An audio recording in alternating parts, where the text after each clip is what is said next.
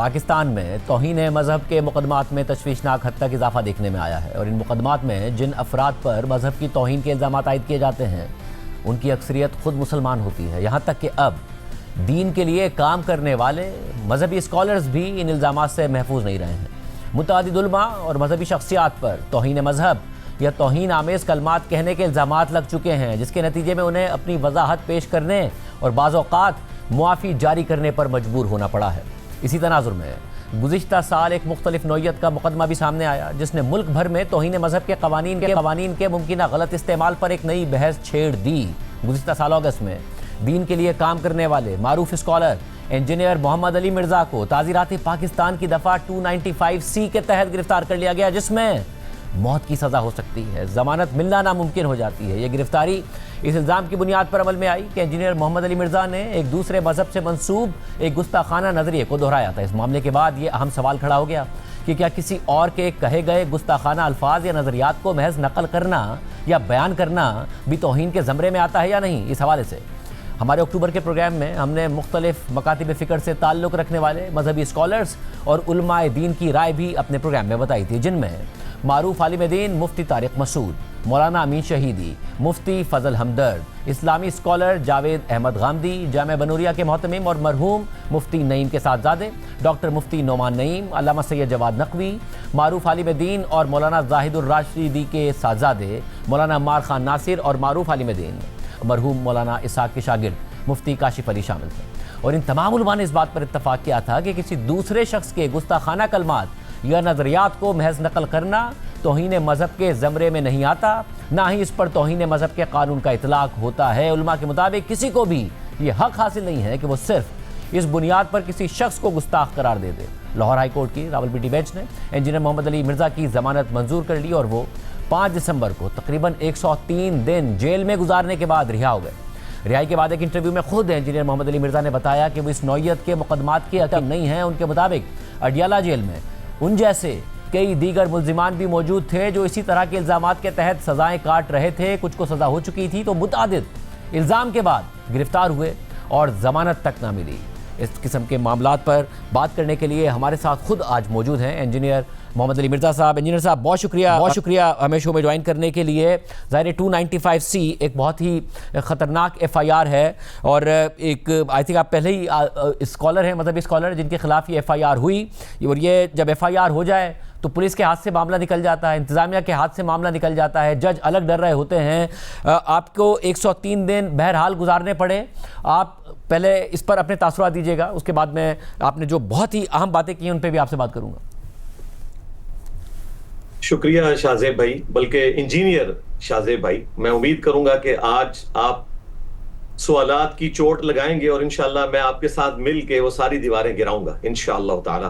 لا حول ولا قوة الا باللہ، اللہم صلی علی محمد وعلی آل محمد، رب اشرح لی صدری ویسر لی امری واحلل عقدۃ من لسانی یفقہوا قولی۔ شاہزیب بھائی، اللہ تعالیٰ کا شکر ہے کہ اللہ تعالیٰ نے مجھے موت کے منہ سے نکالا ہے، جو اللہ تعالیٰ کا وعدہ ہے قرآن میں، کذالک ننجی المؤمنین، جس طرح ہم نے یونس علیہ السلام کو نجات دی، ہم اہل ایمان کو بھی نجات دیں گے۔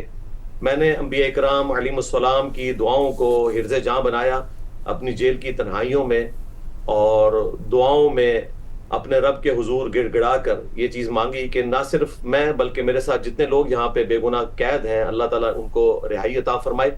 اور پھر باہر آپ جیسے لوگوں نے آواز اٹھائی، لوگوں نے دعائیں کی، اور اللہ تعالیٰ نے مجھے 103 دن کے بعد اس تکلیف سے نجات دی۔ اس پہ میں اللہ ہی کا شکر ادا کرتا ہوں۔ بہرحال میں نے اندر یہ نیت کی تھی کہ میں باہر جا کے مظلومین کے حق میں انشاءاللہ تعالیٰ آواز بلند کروں گا، اور اسی سلسلہ میں آج آپ کے پروگرام میں حاضر ہوں۔ اور مجھے بتائیں گا انجینئر صاحب کہ جو آپ نے باتیں بتائی ہیں وہ بہت حیران کن ہے، اور ہم چاہتے ہیں ہمارے ناظرین کو پتہ چلے۔ ایک تو آپ نے بتایا کہ ایک پادری صاحب تھے، 72 برس ان کی عمر تھی، 13.5 سال سے قید تھے، اور وہ جس جج نے ان کو سزا دی، اس جج نے سزا دینے کے بعد ان سے آ کے معافی تک مانگی تھی، اور جب رہا ہوئے تو رہا ہونے کے کچھ عرصے بعد ہی فوت ہو گئے۔ یہ تفصیلات بتائیے گا۔ جی، ظفر بھٹی صاحب جو ایکس ایک منسٹر ہیں مائنورٹیز کے، شہباز بھٹی صاحب، جن کو 2011 میں اسیسینیٹ کر دیا گیا تھا، یہ ان کے بڑے بھائی تھے ظفر بھٹی صاحب۔ اور جب میں وہاں پہنچا، جمعرات کا دن تھا، 18 ستمبر 2025، تو مجھے ریسیو کرنے والوں میں یہ بھی شامل تھے. 3 جو چکیاں تھیں ان میں ایک چکی مجھے الاٹ ہوئی, ایک جو ہے پروفیسر صاحب تھے وہ 8.5 سال سے وہاں پہ تھے, اور ان کو آلموسٹ 13.5 سال ہو چکے تھے وہاں پر, اور بڑے اچھے طریقے سے انہوں نے ریسیو کیا. میرا حلیہ دیکھ کے وہ سمجھے یہ شاید کوئی اسٹانچ قسم کا کوئی مذہبی رہنما ہوگا. تو چونکہ وہ 2012 میں جولائی میں اندر جا چکے تھے, اس لیے سوشل میڈیا کی فیم کے پوائنٹ آف ویو سے وہ نہیں جانتے تھے مجھے. تھوڑی دیر بعد کچھ اور بشپ ان کو ملنے کے لیے آئے. جب انہوں نے مجھے دیکھا تو وہ اپنی اس جگہ سے کھڑے ہو گئے. انہوں نے کہا سر آپ تو ہمارے حق کے لیے آواز بلند کرتے ہیں. انہوں نے پھر بھٹی صاحب کو بتایا کہ یہ کون ہے, اور اس کے بعد پھر میرے جو اخلاق تھے ان سے وہ متاثر ہوئے. الحمدللہ میں زیادہ وقت ان کی چکی میں گزارتا تھا. ان کے پاس LED بھی لگی تھی, آپ کا پروگرام بھی دیکھتا تھا میں ریگولرلی, اور ان کے ساتھ ڈسکشن شروع کی. تھوڑا کانفیڈنس جب بحال ہوا تو انہوں نے پھر مجھے بتایا کہ یہ میرا فیصلہ ہے. میں نے وہ فیصلہ پڑھا تو میں دنگ رہ گیا کہ اس فیصلے میں تو کہیں پر بھی یہ چیز موجود نہیں تھی کہ کوئی چیز ان پر ثابت ہوئی ہو, بلکہ ان کی کوئی ایک اسسٹنٹ تھی, ان کا بھی کوئی ٹیکسٹ تھا, وہ بھی ٹیلی گراف کا ٹیکسٹ, اس کی بھی تصویر کھینچی ہوئی. اس کی بنیاد کے اوپر اتنا بڑا ہنگامہ کھڑا کیا گیا. اور اس کے پیچھے وجہ یہ تھی کہ جو ان کے بھائی چھوٹے اسیسینیٹ ہوئے تھے شہباز بھٹی صاحب, ان پہ الزام تھا کہ وہ توہین مذہب کی دفعہ 295C کو ختم کرنا چاہتے ہیں. اس کے بعد چونکہ یہ ان کی لاش لینے کے لیے امریکہ سے آئے تھے اور پھر کچھ عرصے کے لیے یہاں پہ تھے, تو ان کو بھی اس طریقے سے اس میں پھنسایا گیا, اور الٹیمیٹلی ان کو 2017 میں آلموسٹ 5 سال ٹرائل چلنے کے بعد جو ہے وہ 25 سال کی سزا ہوئی. اور جب انہوں نے اپیل کے لیے اپنی آواز بلند کی تو دوبارہ سے سیشن کورٹ کی طرف مقدمہ آیا. انہوں نے کہا جی آپ نے ان کو 25 سال کیوں دیے, ان کو تو آپ سزائے موت دیں, کیونکہ وفاقی شرعی عدالت نے تو 295C کی سزا کے بارے میں کہا ہے سزائے موت ہے. پھر انہیں سزائے موت ہوئی, اور الٹیمیٹلی آپ دیکھیں 2017 کی در اور 2025 اکتوبر میں جا کے ان کی اپیل جو ہے منظور ہوئی اور ان کا ایکویٹل ہوا. اور اس میں واضح لکھا گیا کہ ان سے کوئی چیز ثابت نہیں ہوئی, لیکن اس شخص کے 13.5 سال زندگی کے انہوں نے چھین لیے, اور یہ لانگسٹ بندہ ہے جو توہین مذہب میں پاکستان میں قید ہوا ہے. اور انہوں نے مجھے خود بتایا کہ جج نے اپنی وائف کے سمیت آ کے اسی دن مجھ سے معافی مانگی تھی کہ مجھ پہ پبلک پریشر تھا, اس وجہ سے میں نے جو ہے وہ یہ سزا دی, اور وہ کہہ رہے ہیں میں نے اس کو معاف بھی کر دیا. میں نے کہا جی آپ کا حوصلہ ہے, اور میں پوری مسلم کمیونٹی کی طرف سے ہاتھ جوڑ کے آپ سے معافی مانگتا ہوں کہ یہ ہم مسلمانوں کے ملک کے اندر آپ جیسے لوگوں کے اوپر اس طرح کی توہین مذہب کی FIR کاٹی گئی اور ناحق کاٹی گئی. یقین کریں میری ان سے جب ڈسکشن ہوتی تھی ہمیشہ نبی الاسلام کا نام اتنے وہ رسپیکٹ سے لیتے تھے, حضور پاک کہہ کے وہ بات کرتے تھے.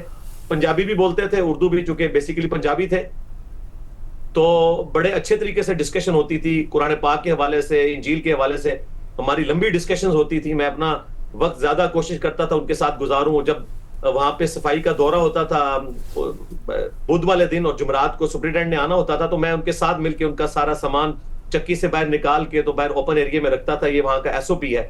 تو میں بالکل ان کے خدمت گزار کی حیثیت سے ان کے ساتھ تھا, کیونکہ میرے والد کی عمر کے تھے آلموسٹ.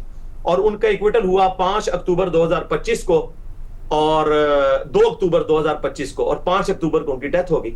اور مجھے بڑا افسوس ہوا, میں نے باہر نکل کے سب سے پہلے جن لوگوں کو فون کیا ان میں ان کی وائف بھی تھی, اور میں نے ان سے تعزیت کی ہے ان کی وائف سے. اور یقین کریں کہ یہ بات سناتے ہوئے میں نے بڑی مشکل سے اپنے جذبات کو قابو رکھا ہے. میری آنکھوں میں آنسو آ گئے جب میں نے ان کی وائف کے ساتھ بات کی کہ مسلمانوں کے ملک کے اندر اسلام کے نام کے اوپر رسول اللہ صلی اللہ علیہ وآلہ وسلم جو رحمت للعالمین ہے, ان کے نام کے اوپر ایک کرسچن کے ساتھ اس طرح کا ظلم کیا گیا. صاحب, اور ظاہر ہے بہت ہی افسوسناک کہ اتنا لمبا عرصہ وہ جیل میں رہے, اس کے بعد جیسے ہی ان کو رہائی ملی اور 3 دن بعد وہ فوت ہو گئے.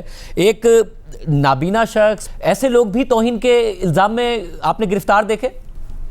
جی, ہمارے جہلم کے بالکل قریب سرائے عالمگیر ہے, دریائے جہلم کو کراس کریں, وہاں کی ایک امریکن سیٹلڈ فیملی ہے جو یہاں پہ بھی رہتے ہیں.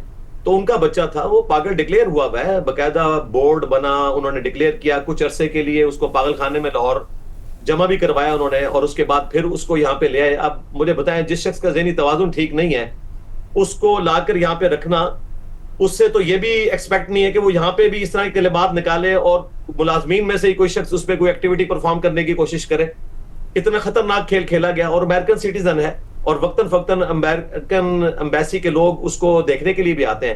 اسی طریقے سے ایک نابینا شخص, اس کے بارے میں آپ اگر اس کے وہ کیس کو اسٹڈی کریں تو اس کے پاس جو موبائل ریٹریو کیا ہے انہوں نے, وہ بٹنوں والا موبائل ہے, اور اس پہ کیس یہ ہے کہ فیس بک کے اوپر پوسٹ لگاتا تھا, اور موبائل جو وہ بٹنوں والا موبائل ہے جو ریٹریو کیا گیا. اس کے علاوہ بھی پچھلے دنوں بھی ایک بچی کو ایکویٹل ملا, انیکا عتیق کو, مئی 2020 میں اس پہ مقدمہ چلا. اس کی عمر اس وقت آلموسٹ 20 سال تھی, یونیورسٹی کی اسٹوڈنٹ تھی. پب جی کھیلتے ہوئے کوئی کمنٹس کیے اس نے, اور وہ کمنٹس بھی بیسیکلی ایک لڑکے کے ساتھ دوستی تھی, اور اسی چکر میں اس لڑکے نے جب اس سے دوستی اس لڑکی نے کرنے سے انکار کر دیا تو اس نے پھر توہین مذہب کا اس طرح الزام لگایا, اور 2022 میں اس کو سزائے موت ہوئی. اس کا ایکویٹل بھی 2025 میں چند دنوں کے بعد ہوا, جو ظفر بھٹی صاحب کے. اور دیکھیں اس بچی کے بھی زندگی کے 5 سال آلموسٹ انہوں نے 5.5 سال چھین لیے. میری خود بچی ہیں, مجھے بتائیں 20 سال کی بچی, ایک نوجوان بچی, ایک ایسے ڈیتھ سیل میں جس کا سائز 8x10 ہے, اس میں تقریباً اس کے ساتھ 8 اور عورتیں بھی ہیں. وہ بیچاری کس طرح وہاں وقت گزارتی ہوگی؟ کونے پہ ایک ٹوائلٹ جس کی ہائٹ بھی صرف 2 فٹ ہے, جہاں بیٹھتے ہوئے نظر آئے. پھر عورتوں کے ساتھ کئی ایک ایسے معاملات جڑے ہوئے ہیں کہ وہ مطلب یہاں کیمرے پہ بیان نہیں کیے جا سکتے. تو میرا تو دل پسیج گیا, اور ان کا جو فیصلہ ان کا یہ کوئی چیز ثابت ہی نہیں ہوئی ہے. اور اس طرح اس بندے کی زندگی کے آپ نے 5.5 سال چھین لیے. تو یہ ظفر بھٹی صاحب اور یہ جو انیکا عتیق تھی, ان دونوں کو ایکویٹل ملا ہے. یہ وہ نہیں کیس کے جس میں ضمانت ہوئی ہو, ان کو ایکویٹل ملا ہے ہائی کورٹ سے. انجینئر صاحب ظاہر جو آپ کیسز بتا رہے ہیں, اس میں جو انیکا عتیق صاحبہ کا کیس ہے, اس پر ہم نے اس تک رسائی حاصل کی, اور اس میں جج نے بالکل لکھا ہے کہ جو ان کے خلاف ایویڈنس تھی وہ نہ تو کنونسنگ تھی, نہ ہی ٹرسٹ وردی تھی, یعنی قابل بھروسہ ہی نہیں تھی ان کے خلاف جو شواہد پروسیکیوشن کی طرف سے دیے گئے. ہم نے دیگر جو کیسز ہیں ان کو بھی سرچ کرنے کی کوشش کی ہے, جو عدالتوں کی ویب سائٹس ہیں اس سے بھی حاصل کرنے کی کوشش کی, ہم نہیں کر پائے, مگر ہم جیسی تفصیلات ہمیں ملیں گی ہم نے اپنے رپورٹر سے بھی کہا ہے وہ تفصیلات بھی عوام کے سامنے رکھیں گے. یہ جیسا مقدمہ ہوتا ہے تو جیل میں بھی کہا جاتا ہے کہ ایسا نہیں ہے کہ آپ جیل جا کے محفوظ ہو گئے ہیں, جیل میں بھی ایک خطرہ پڑا رہتا ہے, جیل کے اسٹاف کے لیے مسئلہ, پھر کہ کوئی دوسرا قیدی کچھ نہ کر دے.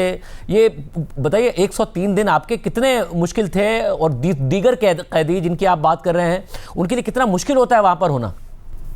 ظاہر ہے مشکل وقت ہے, اس میں کوئی شک نہیں ہے. مجھے تو چلیں ایک پروٹوکول مل گیا کہ میں 19 گریڈ سے ریٹائرڈ آفیسر تھا, تو مجھے انہوں نے الگ چکی میں رکھا, ورنہ یہ آلموسٹ 10/12 کی جو موت کی چکی ہوتی ہے, اس کے اندر آلموسٹ 8 سے 9 لوگ رکھے جاتے ہیں. صرف لیٹنے کی جگہ ملتی ہے, انگڑائی نہیں لے سکتے, وہ کروٹ نہیں بدل سکتے, اور رات کو اگر ٹوائلٹ میں جانا پڑے تو کتنے لوگوں کو پھلانگ کے آپ جائیں گے, اور بعض اوقات پاؤں پڑ جاتا ہے. اس کے اوپر لڑائیاں ہوتی ہیں وہاں پہ.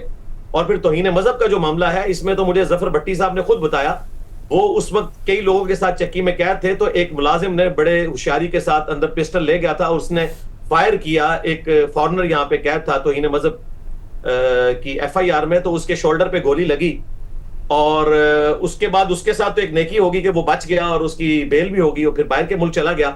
لیکن اس کے بعد پھر SOP چینج ہوا. اب تو بہت وہاں پہ ایک سٹرکٹ قوانین ہے ڈیالہ کے اندر, کوئی بندہ اندر ایک چھری بھی نہیں لے کے جا سکتا.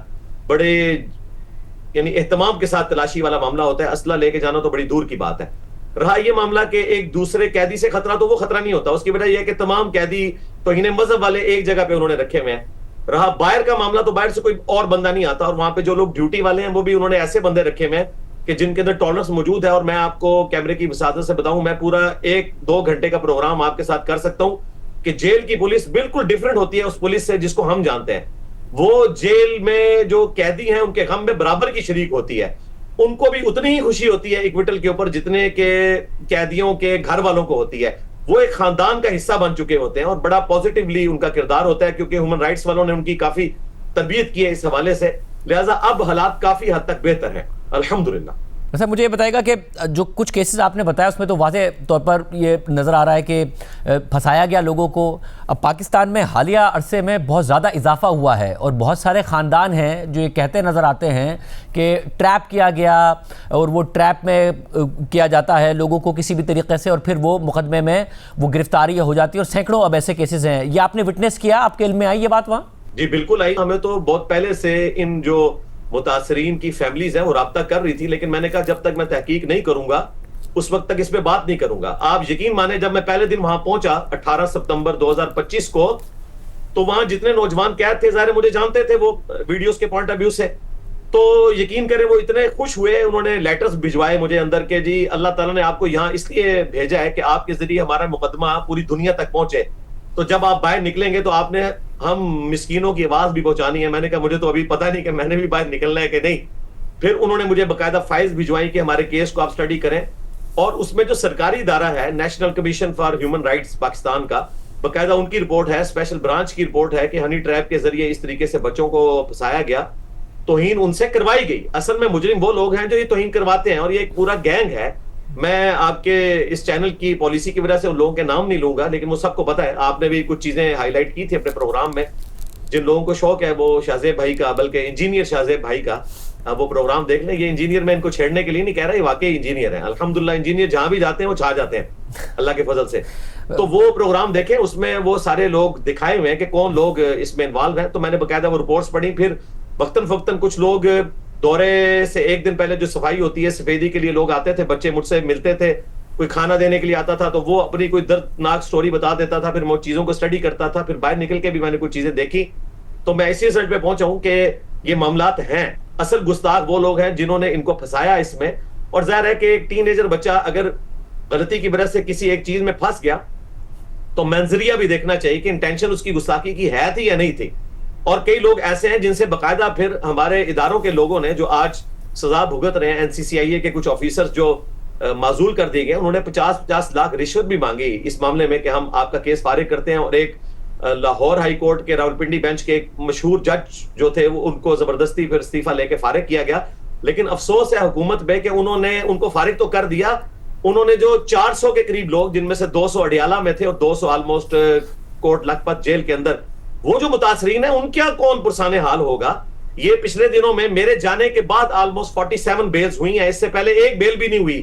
میرے جانے کی آپ برکت کہہ لیں, انورٹڈ کاماز میں ہماری دعائیں بھی تھیں. اور باقی لوگوں کو اندازہ ہوا کہ جب انجینئر محمد علی مرزا کے اوپر, جو دنیا میں اسلام میں کے اعتبار سے سنے جانے والا سب سے بڑا پلیٹ فارم ہے, اس کے ساتھ اگر یہ معاملہ ہو سکتا ہے, جس کا نعرہ ہے کہ میرے نبی سے ہے ہی کوئی نہیں, بار بار وہ اس نعرے کو ریپیٹ کرتا ہے, اس پہ یہ الزام لگایا جا سکتا ہے, تو پھر تو کسی بھی شخص پہ لگ سکتا ہے. تو آہستہ آہستہ ججوں نے بھی ہمت دکھائی, اور اس میں سلوٹ کروں گا سب سے پہلے تو سردار اعجاز اسحاق صاحب کو, کہ جنہوں نے سب سے پہلے یہ ٹکر لے کے ایسے لوگوں سے اس کی لائیو کوریج کروائی. اس کے بعد جہانگیری صاحب کو سلوٹ ہے, انہوں نے بڑی دلیری دکھائی. محسن اختر کیانی صاحب کو, اور اس طریقے سے صداقت علی خان اور وحید خان صاحب, یہ وہ جج ہیں جنہوں نے جرأت دکھائی ہے الحمدللہ.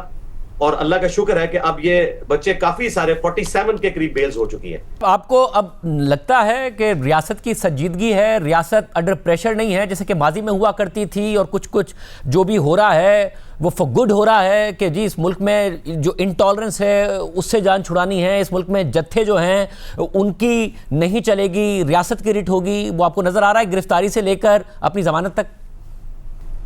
جی آپ نظر آنا شروع ہے. اور آپ کو میں ایک حیران کن بات بتاؤں, یوٹیوب تو جھوٹ نہیں بولتی. میں تو 2017 کے ختم نبوت صلی اللہ علیہ وآلہ وسلم کے نام کے اوپر جو دھرنے ہوئے اور اس میں ننگی گالیاں سٹیج سے نکالی گئیں اور اسلام کی بدنامی ہوئی, میں تو اس وقت سے بول رہا تھا کہ توہین مذہب کو بنیاد بنا کے بعض اوقات مسلمانوں کے ساتھ بھی اس قسم کی ایکٹیویٹیز پرفارم کی جاتی ہیں. اور اللہ کا شکر ہے کہ اب ریاست کو خیال ہے, اور وقتاً فوقتاً میں تو مختلف اوقات میں اس چیز کو ہائی لائٹ کرتا رہا کہ وہ لوگ جن کو سپریم کورٹ نے قاتل ڈکلیئر کیا, ان کے مزارات بنے ہوئے ہیں اور ان مزارات سے آمدن کا ذریعہ بنایا گیا اور ان کو ہیرو بنا کے پیش کیا جا رہا ہے, تو ریاست کو ہوش کے ناخن لینے چاہیے. اللہ کا شکر ہے کہ اب ریاست کو خیال ہے, اور یقیناً مجھے اب نظر آ رہا ہے کہ جو ہمارے فیلڈ مارشل صاحب نے کچھ عرصہ پہلے تقریر میں کہا تھا کہ اب یہ ہارڈ اسٹیٹ بنے گی اس اعتبار سے کہ ریٹ آف دی گورنمنٹ کو چیلنج کرنے والے لوگوں کو آڑے ہاتھوں لیا جائے گا, وہ الحمدللہ ایک سلسلہ شروع ہو گیا. اور ظاہر ہے اس میں ایک پریسیڈنٹ میرے حوالے سے بھی سیٹ ہوا ہے, اور یہ ایک بنیاد بنی ہے. اور میں آپ کو بتاؤں, جن لوگوں کو یہ بڑی خواہش تھی کہ توہین مذہب کی یہ قوانین جو ہیں وہ پاکستان سے ختم نہ ہو,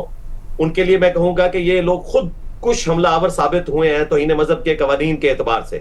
ہماری تو ان قوانین کے اوپر اس اعتبار سے ریزرویشن ہے کہ ان میں توبہ کی شک شامل ہونی چاہیے, اور باقی چیزیں بھی ہیں, وہ آج ٹاپک نہیں ہے. کیونکہ آپ پہلے بھی, ایسا نہیں کہ آپ گرفتاری کے بعد یہ باتیں کر رہے ہیں, آپ گرفتاری سے پہلے بھی اور اپنے اوپر مقدمے سے پہلے بھی آپ کافی چیزیں کہتے رہے کہ بھئی کسی کا بھی دل چاہے کوئی کاروباری ڈسپیوٹ ہو, کوئی پرسنل مسئلہ ہو, کسی کو بلیک میل کرنا ہو, وہ توہین کے الزام کو استعمال کرتے ہیں. آپ اسٹیپ وائز کافی چیزیں ریکمنڈ کرتے رہے. آپ ظاہر اب ناظرین کے سامنے رکھیے گا, جب آپ کہہ ہی رہے ہیں کہ ریاست سنجیدہ نظر آتی تو کیا ہونا چاہیے؟ ہونا یہ چاہیے کہ مستقبل میں پہلی تو بات ہے, جو میری پہلی ڈیمانڈ یہ ہے کہ تمام جو اس طرح کی توہین مذہب کی دفعات ہیں ان میں توبہ کی شک شامل کی جائے. دیکھیں سورۃ الفرقان کی آیت نمبر 68 سے 70 کے درمیان اللہ تعالیٰ نے پلانٹ ارتھ کے تینوں سب سے بڑے گناہ گنوائے ہیں. نمبر 1 शिर्क, नंबर 2 कत्ल नाहक, और नंबर 3 बदकारी। और उसके बाद फरमाया कि अगर कोई इनसे भी तौबा कर ले तो हम उसके गुनाहों को भी नेकियों से बदल देंगे। तो शिर्क तो अल्लाह ताला की गुस्ताखी है, इससे बड़ी कोई गुस्ताखी हो नहीं सकती कि कोई शख्स शिर्क करे। अल्लाह ताला कह रहा है उससे भी कोई तौबा कर ले तो मुआफी है। तो अगर कोई तौहीन रिसालत कर लेता है अनजाने में, जानबूझ के तो कोई भी नहीं करेगा, तो तौबा की शिक पेश की जाए। और वैसे भी सुप्रीम कोर्ट के फैसले में मौजूद है, ये आईनी तरमीम के जरिए 295C दाखिल नहीं हुई है, बल्कि ये सिंपल मेजॉरिटी के जरिए दाखिल हुई है। और इसमें सुप्रीम कोर्ट का फैसला मौजूद है कि 3 दिन का मौका दिया जाएगा उसे तौबा करने का।